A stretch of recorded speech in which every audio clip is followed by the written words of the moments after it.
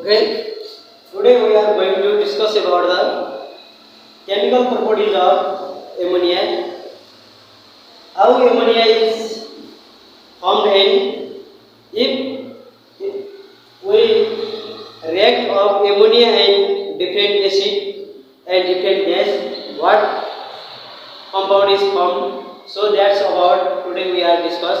Okay, here is question. Look here, write down any four chemical properties of ammonia. This is important for the C examination. So,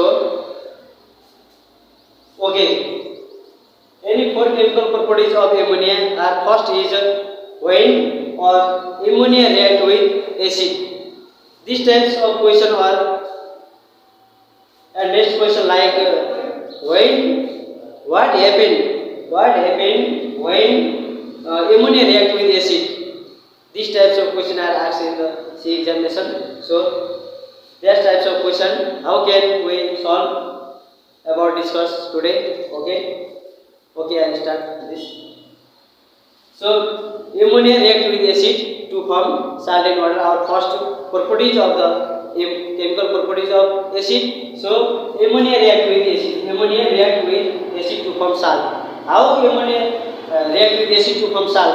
कसरी चाहिँ एमोनियालाई चाहिँ हामीले एसिडसँग react गर्दाखेरि त्यसबाट चाहिँ salt form हुन्छ तपाईहरु चाहिँ जस्तो एमोनियामा हजुरले के लिनुहुन्छ एमोनिया भनेको NH3 NH3 सँग हामीले रिएक्ट गर्दैछौं केलाई एउटा चाहिँ एसिडलाई लाइक HNO3 हैन अब हामीले एसिडसँग यो चाहिँ के हो एमोनिया हो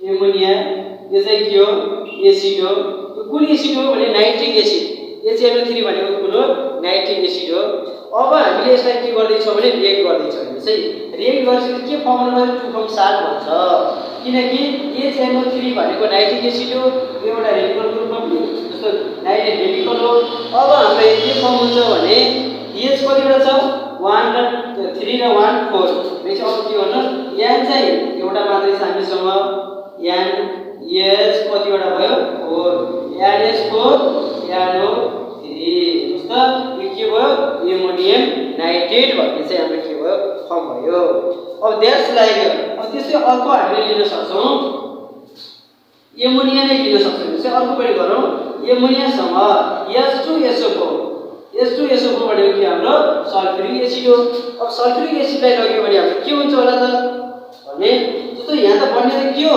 NH4 त बन्छ नै NH4 को के हुन्छ अल्ट्राइस हुन्छ अल्ट्राइस SO4 हुन्छ किनकि सल्फेटको भ्यालु चाहिँ कति हुन्छ 2 हुन्छ सल्फेट के हो रेडिकल हो द्याट्स लाइक नेक्स्ट त्यस्तै अर्को के हुन सक्छ भने ammonia react with oxygen and firms nitrogen gas and water हुन्छ अब एमोनियालाई हामी के गर्दै छौं अक्सिजनसँग रिएक्ट गर्दै छौं ammonia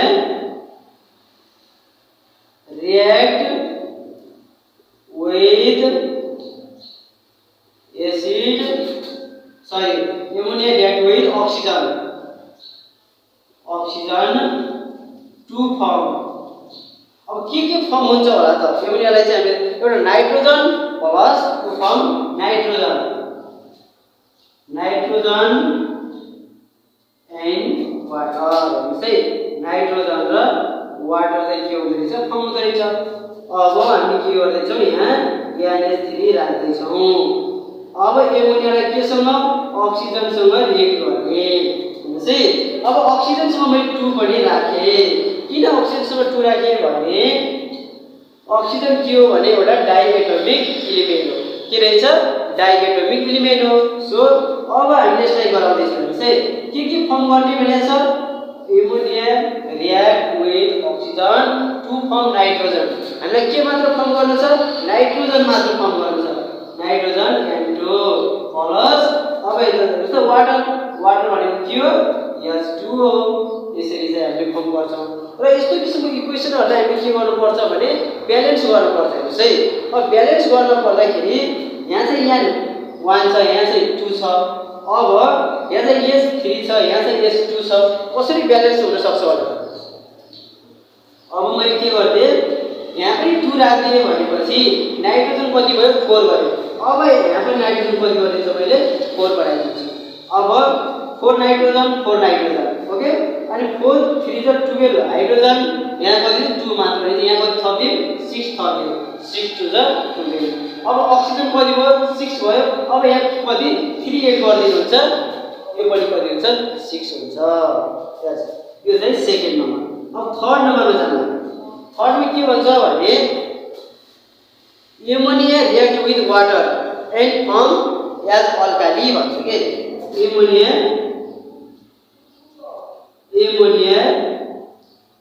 react with water to form alkali AlKali। यो अल्कालीलाई अब हामी के पनि भन्छौँ भने बेस पनि भन्छौँ। अब कसरी हुन्छ त? अब एमोनिया भनेको Na3 रिएक्ट विथ केसँग वाटर भनेको H2O सँग। Na3 लाई H2O सँग रिएक्ट गरिसकेपछि के भन्छ भने के भन्दो रहेछ त? हामीलाई के भनिन्छ टु फर्म अल्काली भन्छ। अल्काली भन्नको लागि के हुन्छ NH4OH। किनकि हामीलाई थाहा छ अल्काली भने alkali is the chemical substance which gives OH minus ion when dissolved in water। जब हामीले वाटरमा डिजल्भ गर्छौं, वाटरमा डिजल्भ गरिसकेपछि OH माइनस आयन दिन्छ भने त्यसलाई हामी के भन्छौं अल्काली भन्छौं। जस्तो हेर्नुस् है, हाम्रो NH4OH छ, यसलाई चाहिँ हामीले वाटरसँग डिजल्भ गर्यौं भने हाम्रो के हुन्छ NH4 प्लस OH के हुन्छ माइनसमा दिन्छ। यस्तो किसिमको आउँछ के। सो NH4 के हुन्छ OH भन्ने आउँछ। त्यस्तै अब अर्को हेर्नुस् है, अब के भन्छ त्यस्तै हामीलाई ammonia react with a strong hydrochloric acid भन्छ। अब हामीले के गर्दियौ 4 मा ammonia react with strong hydrochloric acid भनेको मैले चाहिँ बोर्डमा लेखेँ है, डाइरेक्ट के लेखेँ HCl लेखेँ molecular formula. Ammonia react with strong hydrochloric acid, hydrochloric acid gas and form से hydrochloric acid hydrochloric acid gas form. अब के फॉर्म हुन्छ त भने form solid partial of ammonium chloride gas form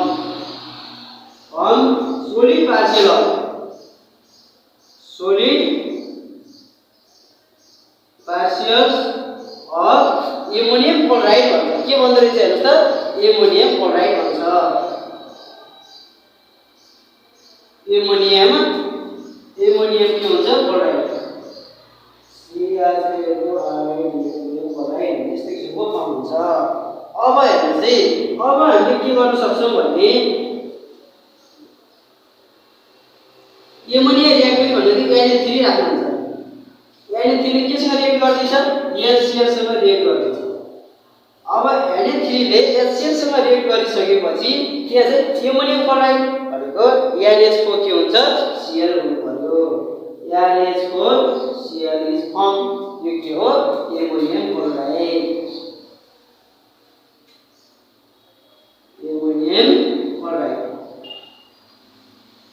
यसरी चाहिँ हामीले के गर्यौं भने यस्तो एमोनियाको फिजिकल प्रपर्टिजहरु लेख्यौं। त्यस्तै गरेर हामीले नेक्स्ट भिडियोमा के गर्छौं भने कार्बन डाइअक्साइडको पनि फिजिकल प्रपर्टिजहरु लेख्छौं। र मैले हजुरहरुलाई केही कुराहरु चाहिँ यसमा लेख गरे। जस्तो हेर्नु चाहिँ हजुरहरुलाई एक्जाममा सम ग्यासेसबाट केही क्वेशनहरु सोध्यो भने जस्तो हजुरहरुलाई मैले फिगर बनाए हैन, फिगर बनाएर पछि सिकाउँछु।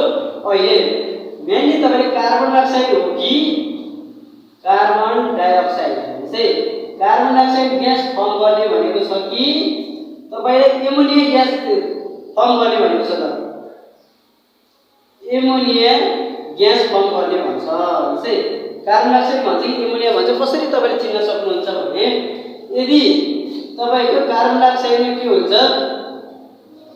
CaCO3 क्याल्सियम कार्बोनेट भनेको जस्तो यसलाई हामी के भन्छौँ लाइमस्टोन र नेपालीमा के भन्छ चुनढुङ्गा भन्छ के लाइमस्टोन चाहिँ यो लाइमस्टोनलाई के भन्छ भने डाइल्युट HCl भन्छ के फिक्का हाइड्रोक्लोरिक एसिडसँग रिएक्ट गरायो भने त्यसबाट हाम्रो के फर्म हुन्छ त भने यसको फर्स्ट लिन्छ भने यसको लास्ट लिन्छ